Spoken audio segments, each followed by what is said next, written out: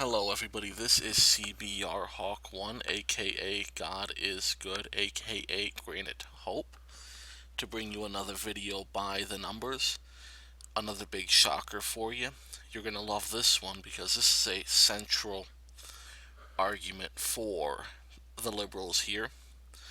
So let's just go ahead and go over the topic here.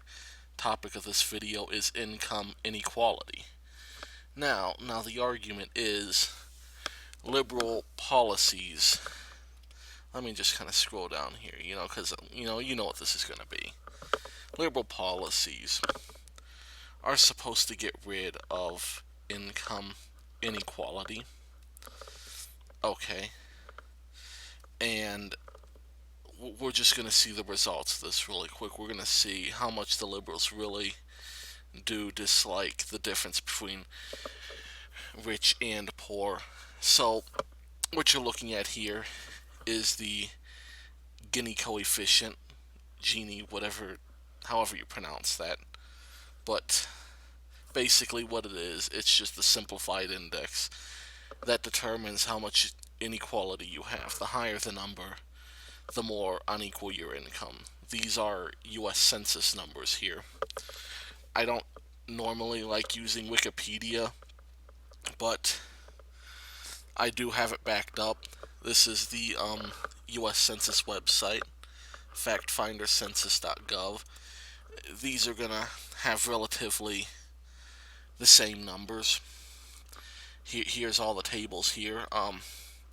If you want to look at the tables for yourself, just um, type in this link right here, I guess. I'll post it in the description too, because I don't want you to rely on a wiki, because I don't encourage it, but this is where the information is organized, because you can't easily, unless I manually did it, like sort these from least to greatest as I can on this table. So that's why I'm using this. Okay, now a couple notes here. Now I got this going down least to greatest, because you kind of got to rub something in. Now here are like the worst in income inequality. Look at these right here. D.C., New York, Connecticut, Massachusetts, and California. These are the liberal bastions, if you will, like the centers of population for all these mega liberals. And they are the highest in any income inequality. Now, of course, you got to be fair. The South is high too. Republican states. You got Alabama, Texas, Georgia, Mississippi, Tennessee, Kentucky down here, number 38. You kind of gotta, you know, here's Illinois down there. That's liberal, but that's more Midwest. But we're talking about the center, like your New England states up here in California. Those are basically your two um, bastions of liberal nonsense. Okay, now you got the South. Now let's look at who does the best. Utah, Alaska, Wyoming. There's New Hampshire, the small population, but it's a liberal state. We'll give them that. Iowa, battleground. Wisconsin, left-leaning, but still battleground.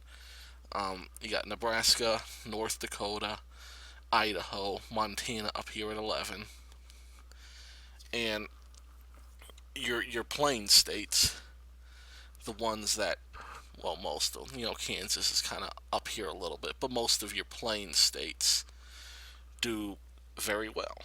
And, everyone likes to talk about, like, Kansas, like all these rich people, but, they're ranked decently. 20's not necessarily the best spot to be sitting at on this list, but the fact is, here's your take home.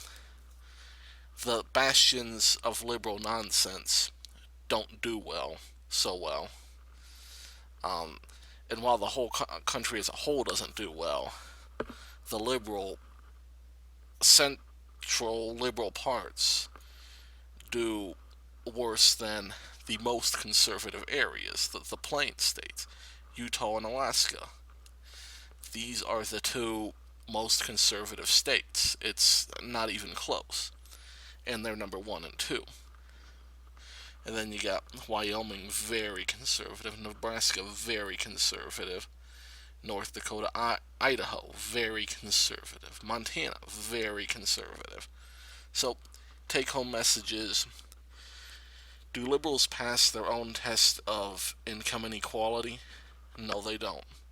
And allow me to point out an explanation as to why they don't do so well.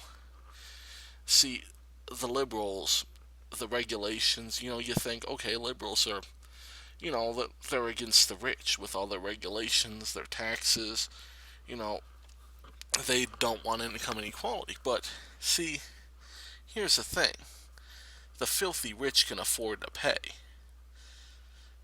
That's the whole thing. It's, you know, they're willing to take the fines, the sanctions, suspensions, all these regulations.